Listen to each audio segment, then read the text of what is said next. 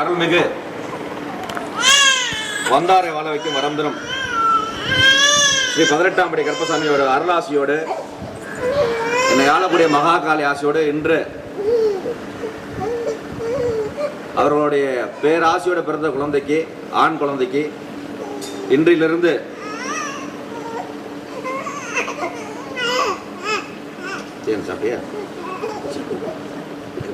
Ryan Ryan Ryan Ryan Ryan என்ற பெயர் சூட்டப்படுகிறது. அழுத நிறுத்திட்டான்.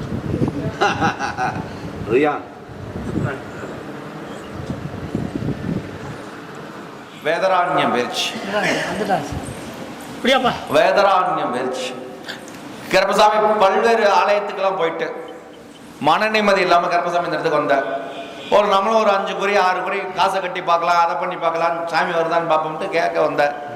கருப்பசாமி உனக்கு கூப்பிட்டு சொன்னேன், உனக்கு வந்து பார்த்தோம்னா கருப்பசாமி ஒரு சித்திரை மாதத்துக்குள்ள உனக்கு ஒரு நல்ல விதமான வரன் அமையுமப்பா.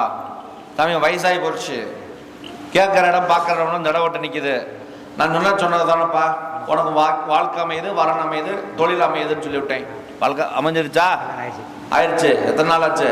5 நாள். போய் காலை ஒன்றுடைய மாங்கல்யத்தை கையில் பிடிச்சாச்சு, குடும்பத்தை சரி பண்ணியாச்சு. இனி மன நிம்மதி ஒரு கடா விட்டுரு ஆலயத்துக்கு. ஆடி அமாவாசைக்கு பேரில் கடா விட்டு குடும்பத்தை அமைச்சு தந்த வெற்றியாக்கி தரேன். வணக்கம், நான் சேலத்துலேருந்து வரேன். பேர் கவியரசன், மனிஷா.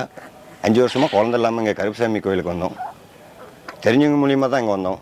வந்து 2 மாதம் சாமி அருள்வாக்கு சொன்னார், வாக்கு கேட்டேன். 2 மாதம் வந்தேன். 3ஆவது மாதம்லாம் தம்பி கன்ஃபார்ம் ஆகிட்டான். எனக்கு பையன் பிறந்திருக்கு, பிறந்து 3 மாதம் தான் ஆகுது. இப்போ சாமிக்கிட்ட பேர் வச்சுட்டு போகலான்னு வந்திருக்கேன்.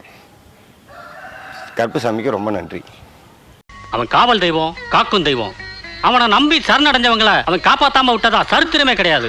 நீ அங்க போய் முறையிடுதாயி. இந்த கருப்பசாமி வாக்கு கொடுத்தா கொடுத்ததுதான், இது சத்தியம்.